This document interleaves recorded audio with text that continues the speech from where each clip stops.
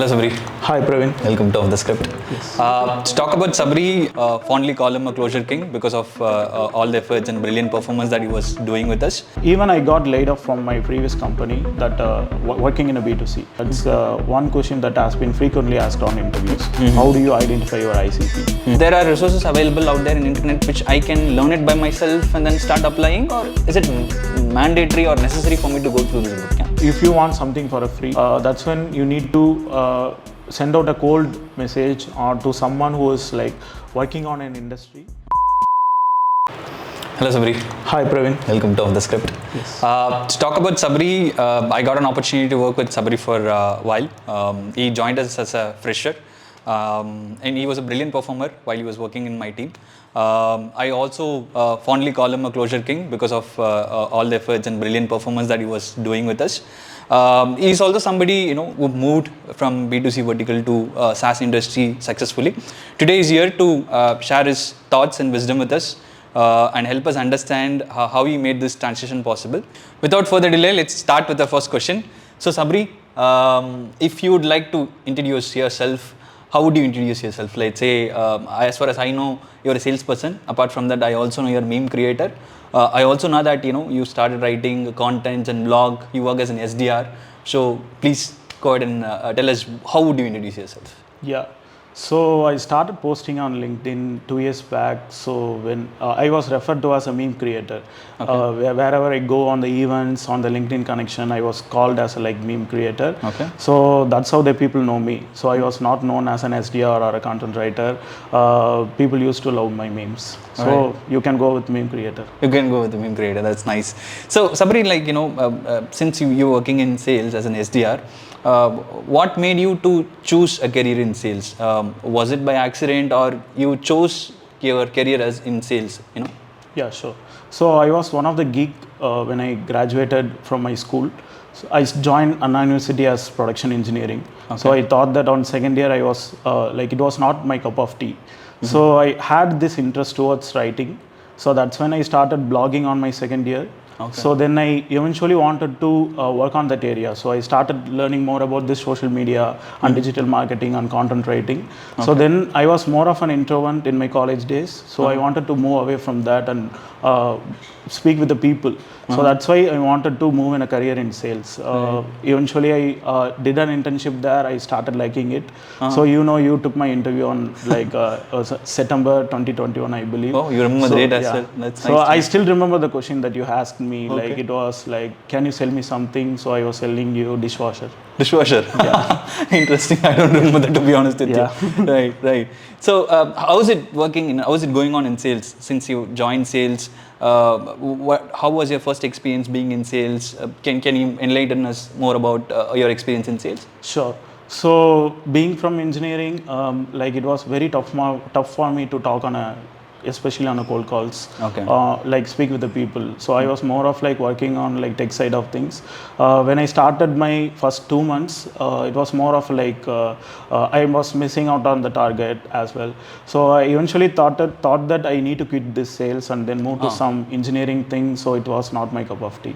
Okay. So that's when I did these 3 things that really helped me. That is actually seeking out for help from your seniors. So when you join in sales, usually you have ego on yourself. So you want to do everything on your own. So that really not work when you are in a fresher. So when you are a fresher, you need to learn from experienced folks like you. So that's why I got a help from a team. I had an awesome team there. So that's one thing. And again, you need to go back and drill down your inputs when you are not achieving the outputs. That's why I was doing math on my daily activities.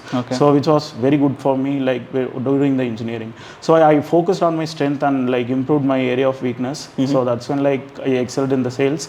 So when I started getting the incentives, it was like a dopamine for me. So that's why I wanted to do more of it. So then I went and eventually I wanted to handle the pressure. As a human beings, we don't handle the stress or pressure during your day-to-day life.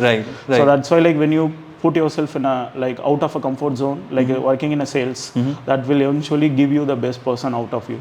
So that's again, I don't want to quit the sales. So let me see what it got. Yeah. Right. So Sabri, like you told me that, like, you know, I can call you a meme creator. I would like to understand more on why you chose meme creation as an art of storytelling, right? Because you chose that because you wanted to increase the followers, or is it to, you know, what is that you're trying to convey out there? And while you're trying to convey it out there, were you able to close any demos or close any deals through this meme creation?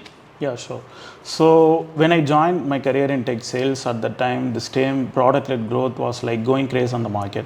If you don't mind, what do you mean by product-led growth?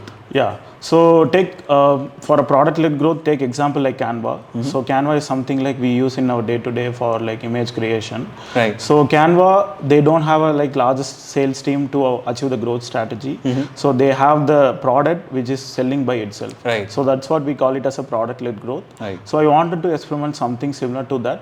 So that's why like I coined a term something like meme-led growth. Okay. So replace the product by meme. Okay. So then use the meme as a growth strategy. Okay. So that's when like I'm reaching out to like decision maker who's like heading the larger departments, who is very busy to read emails or answer any phones. Right. So I wanted to make their day as well, and then entertain the people like with the hard concepts. Okay. So you do that by using your meme. So that's why like I took the meme as my like strategy to reach out to build the brand basically. Okay. So when I started like 1 year back, it received a lot of good responses from my internal company.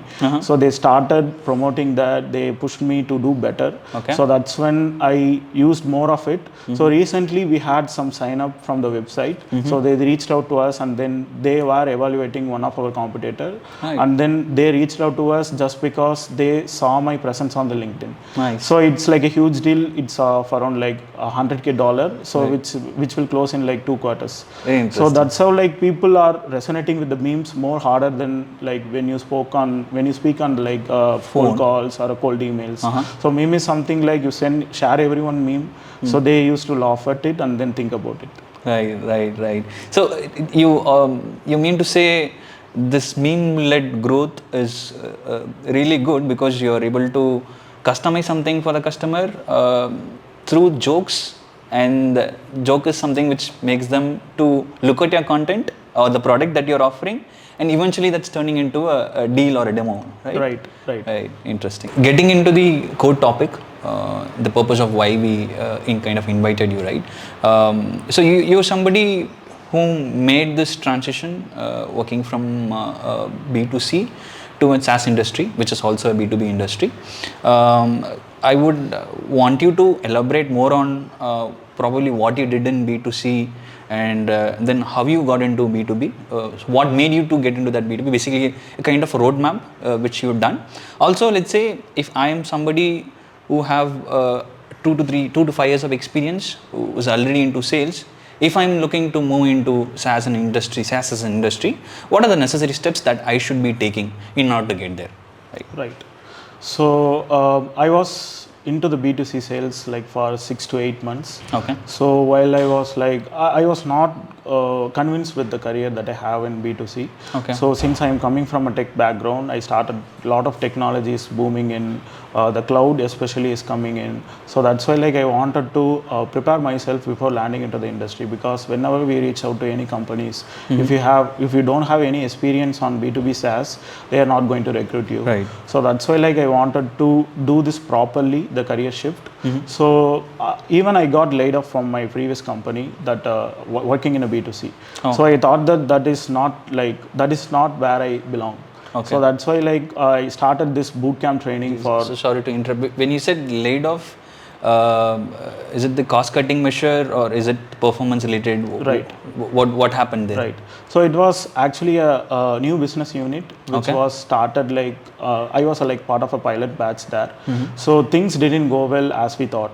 So that's why like they need to shut down the operation for the new business vertical. So they were let go of the whole business unit. Okay. So that's why like I moved out from the company with the severance pay actually. Understood. So while I got the news, so I took a break as well for like 2 to 3 months. Then I made this proper transition from B2C to B2B SaaS. Okay. So I specifically took this boot camp, which actually teach you how like introduction about the SaaS, the cold email basics, and how you target the ideal customer profile, and how to identify the decision maker, and how to cold call in B2B SaaS. Okay. So, and again, that's how I took a training there, took a lot of like projects and workshops. So I did the certifications apart from that in different platforms to improve my communication, because moving from B2C, I need to tailor my communication as well. Okay. So that's how I targeted like the shift. And while I was started applying for the jobs, it was not as I thought. So I got applied around like 150 plus companies on the applications. 150? Yeah. Right. So I was like preparing a separate Google Sheet. If you are like someone who is targeting for a B2B SaaS, I would recommend you do this. Go for like, take a Google Sheet, identify the top companies that you are applying to, make a note of it, paste the application link, and then you track the progress basically. Okay. You like what we do right now is we apply for a job and then we wait for the HR to call back. Right. So I made sure that I follow up with them properly. So that's why like I identify the human resources, that HR recruiter from the LinkedIn profile. I paste their LinkedIn profile and the email ID. I reach out to them via email. I follow up them regularly with memes as well as anything that make their day to get their response, to get the meeting. So that's how I broke the noise and like got around like 20 plus interviews. So among the 20 plus interview, I got around like 3 to 4 offers. So among the 4 offers, I chose the best one. So Sabri, you were talking about boot camps, right? So is it necessary for somebody to do this boot camp? When you say boot camp, is it like a certification they have to do, or there are resources available out there in internet which I can learn it by myself and then start applying, or is it mandatory or necessary for me to go through this boot camp? Yeah. So to make a career switch, you have 2 ways. If you don't want to do any certification, proper training, if you are desperately in need of like job, you can target the service industry, which is very easy to crack. When you mean by service industry? Yeah. So there are like product companies and then service-based companies. Service-based company, they outsource the people and do the projects. So it's like take big companies like TCS, Cognizant, Infosys. There are similar companies which is like a startups that they are doing the service for the customers. And you have product companies which is like cloud-based SaaS models. So that's very hard to crack. So if you want to crack into the B2B segment, it's very good to start with product company, as I suggest. But if you are in desperately need of a job, you can target the service company. There you learn the basics of B2B sales. Then you can switch to the product company. But if you need to move to B2B SaaS, that's a product company.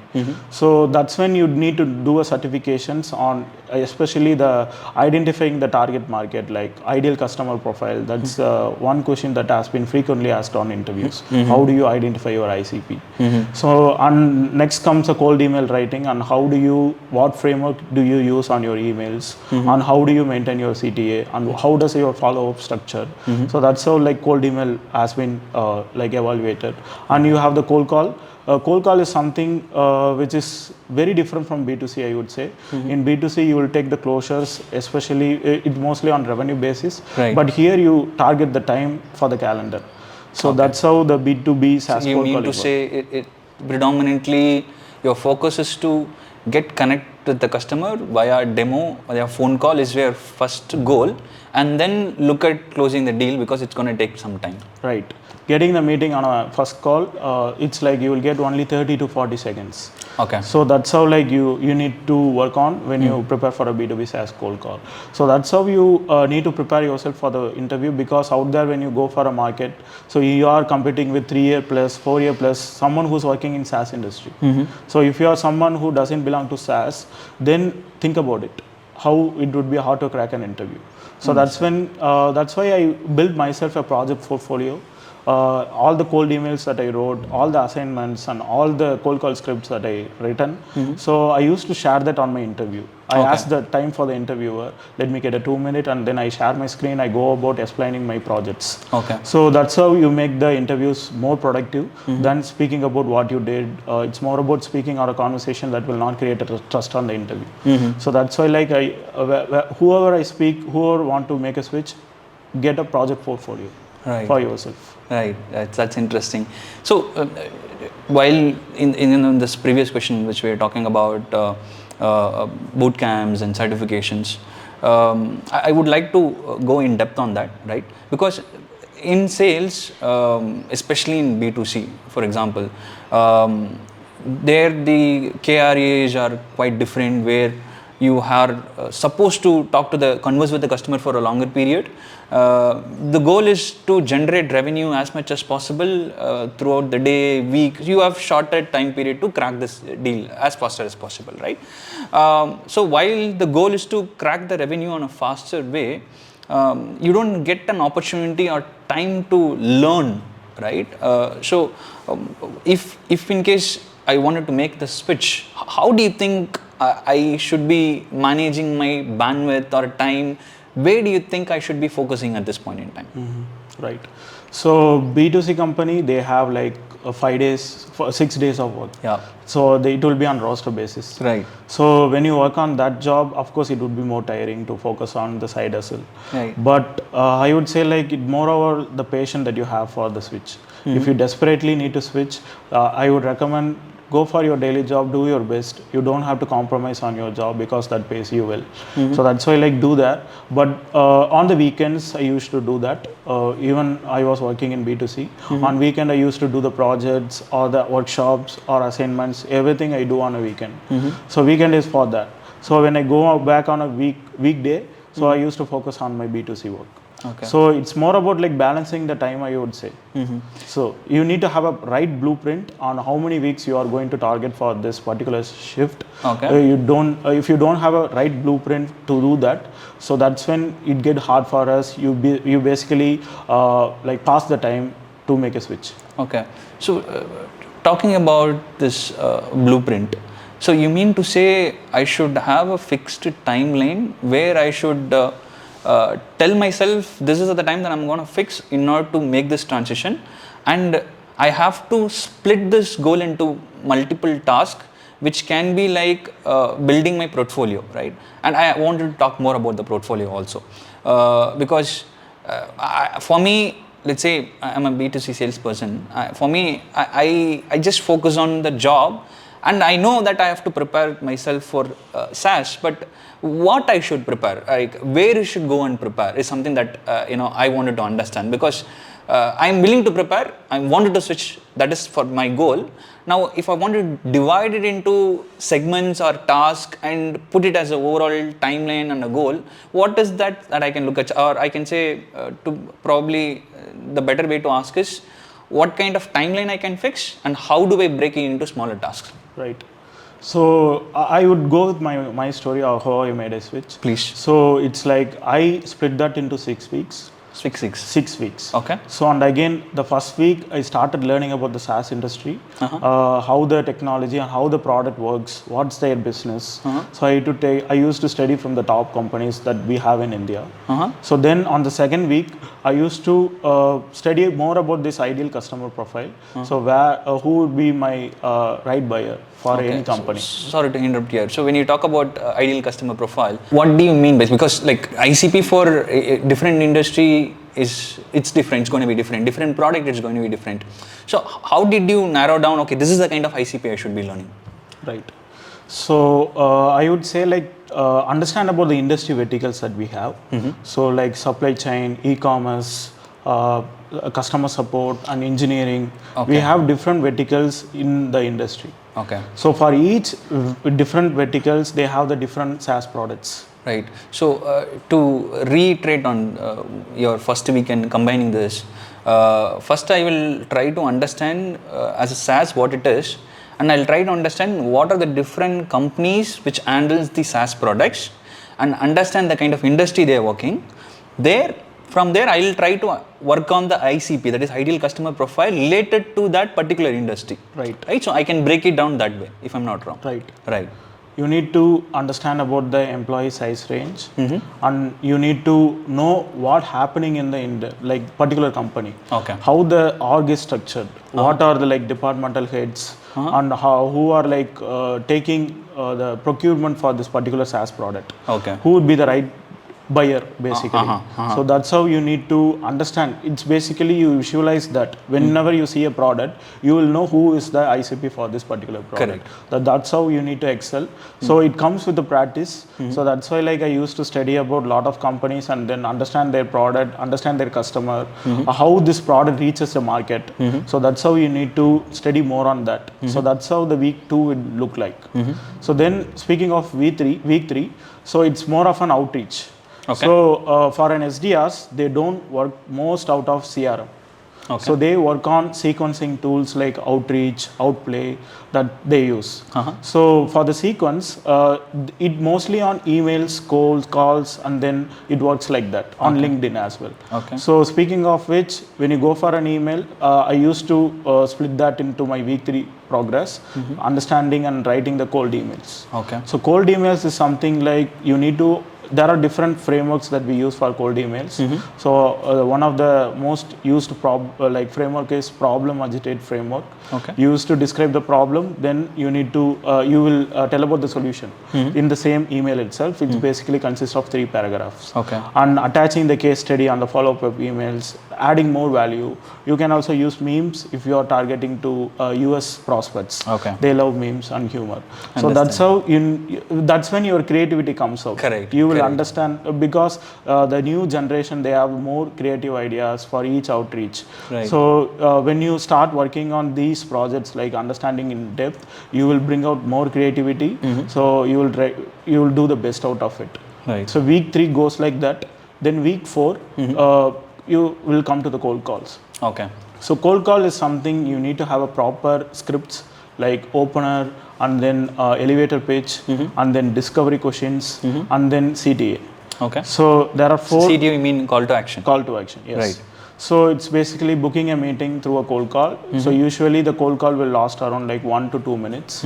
So you need to write your framework for that, and then you need to speak yourself. Like I used to record my voice, and then I used to listen to that and understand where I can work, or else I will work with my mentor, like mock calls to do that. So that's part of that. Then again, speaking of next week, and again you will focus on building your LinkedIn profile, the personal branding.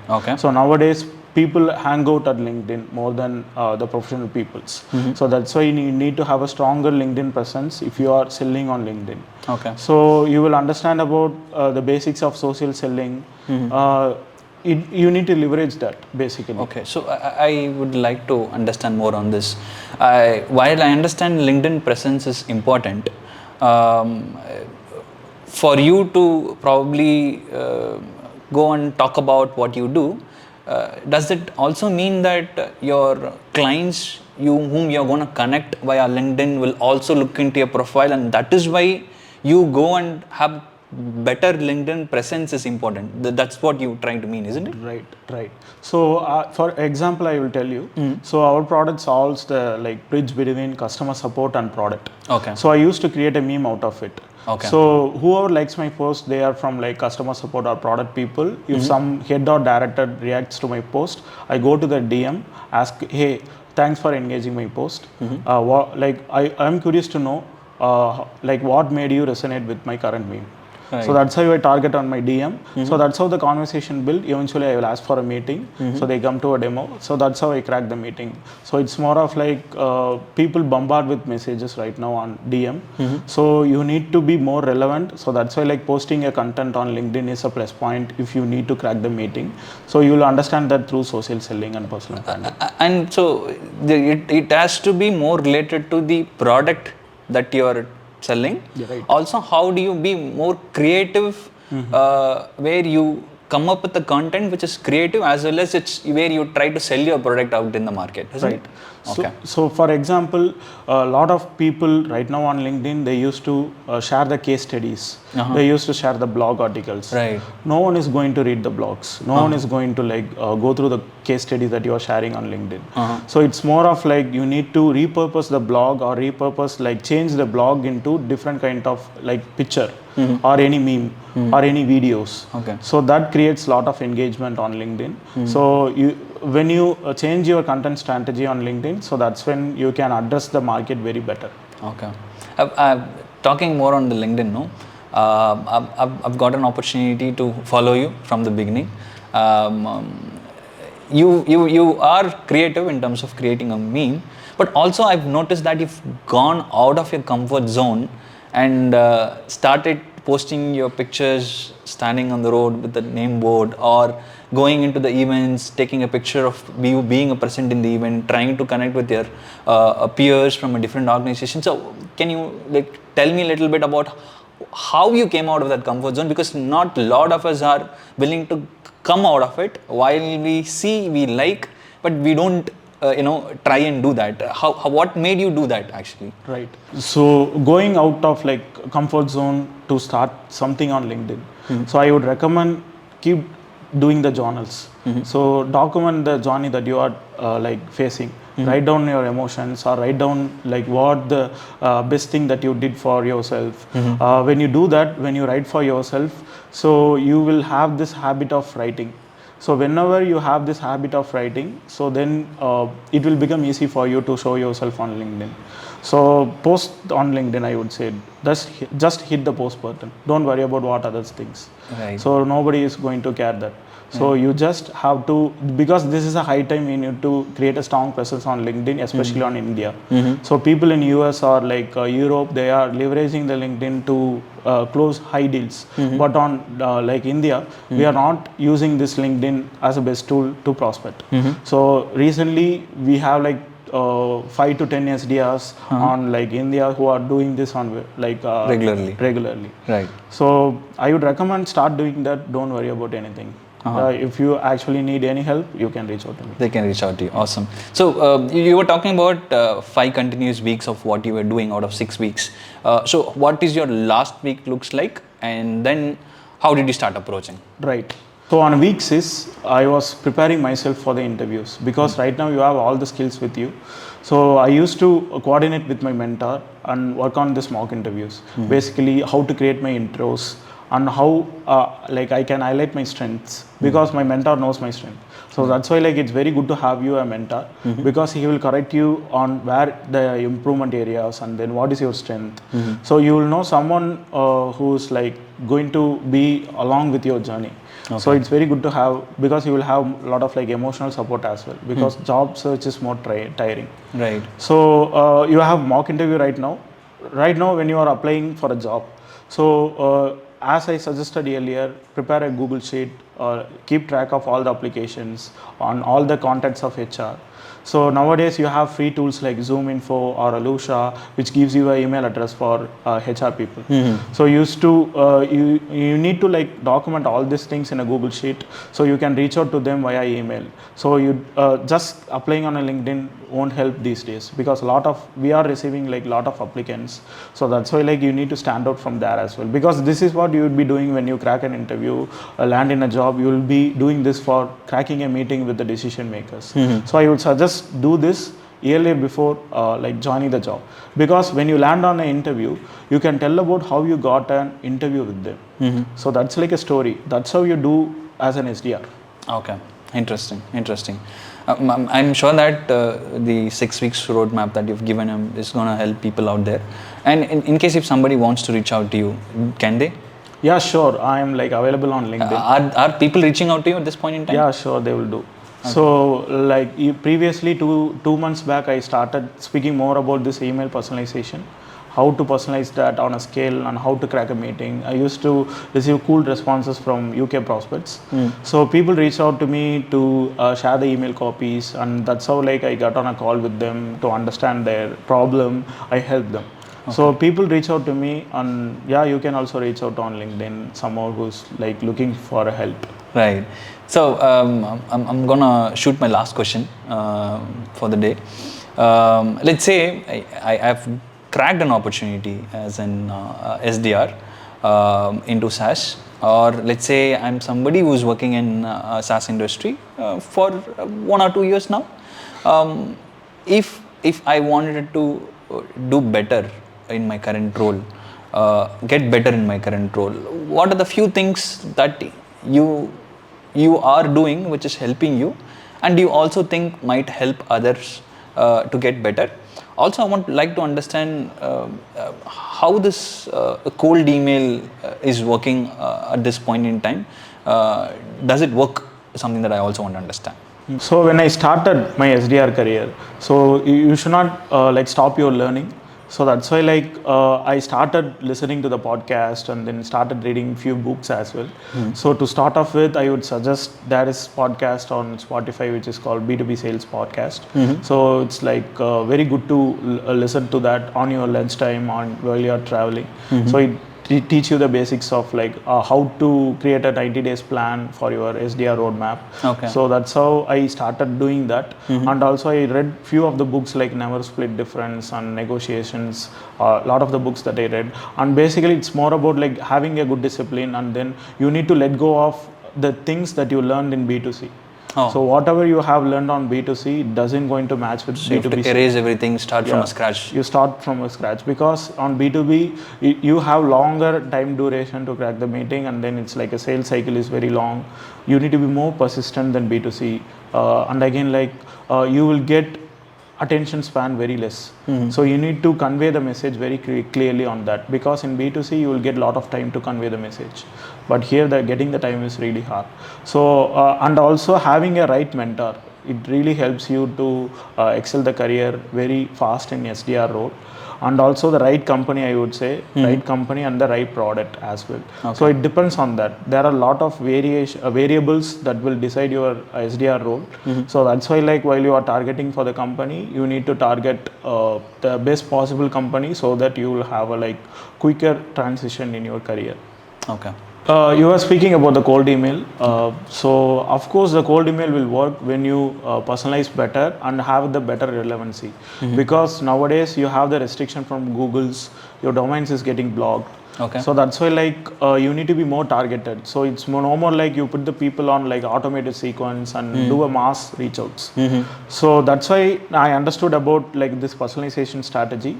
So I started studying about this company, particular company, how the business impact, and then I included my picture holding a board for my company. So you should try our product, something like that. So putting a face to the email, doing something out of the comfort zone. And again, when the people open the email, they reply for your approach, basically. More of like they see your picture, it make them smile. Or whenever I share a meme, like people used to say they made their day. So that's when like you need to do something different like this on a cold emails, because the generic cold email doesn't work anymore. And again, it's more of a combination of channel. You need to personalize your email, as well as you need to reach them via LinkedIn, because not all the emails get open. So that's what I would suggest. And yes, cold emails works. Yes, cold emails works, right. So you mean to say, I mean, of course you tried this strategy of working in meme, but do you think, I mean, I'm not sure this is something that everybody will go out and try, considering this is something that you tried experimenting, it's working out. I'm sure that one or two will try out. Do you also see like probably other people, what are the different ways they are trying apart from the meme? Right. So moreover, like people buy from subject matter expert. So you need to be a subject matter expert, understanding the industries, understanding the day-to-day like job function of the particular buyer. And then if you do this, you will know the right exact pain point of the particular person. So you can include this on the email, like hitting the nail on the head by being more relevant. Specific. Right. So you don't need to have a more personalization. You don't need to do a personalization. Just be relevant. Do that and understand about which company, if they raise the funding, if there is any org change, new leadership is joining in. These are some certain triggers that we have. So use this trigger on the email, and then you need to attach the relevancy to the email. So when you send out the email like this, whoever reads the email, they know that this person has read the background study. So they know what I'm doing. So let me talk with this person. So he actually values the time. He has something that they can show. So that's how you can do that if you are not spending more time on memes or any kind of infographics. And again, certain thing that I worked out recently is creating your product GIFs. Including that in your email. So not writing like email pointers, you attach the product gifts on your email, very short. It's like people see things like this. Like this is something like visuals. Right. So that's why you need to include that as well on your emails. People can do this. It's very easy. Right. So Sabri, from the beginning of our conversation, on most of the questions that I asked, especially related to the transition, I see that you mentioned mentor quite a lot, like for a mock interview or for guidance. Where can I go and find out this mentor? Is it are they available for free? What I should do to get myself a mentor, basically? Right. So I basically joined a boot camp. So where they have these mentors specifically for me. So they are from like northern region. I used to connect with them. But if you're someone who doesn't have any access to this, so you need to if you want something for a free, because I paid for mentorship session. Understand. So if you want something for a free, that's when you need to send out a cold message or to someone who is like working on an industry, get some time. But nowadays everyone is charging for this. Having a mentorship is really crucial, I would say, because whenever you have a mentor, it's easy for you. You will have the clear idea of what you are going to do. If you don't have a mentor, you just keep applying for a job and wait for results. Right. Cool. Since Sabri, you were talking about listening to podcasts and reading books is something that helps you get better day in, day out. I also thought we can help you with a book. This is something that might help you. Thank you, Praveen. Thanks again for coming. Sure, anytime. Yeah.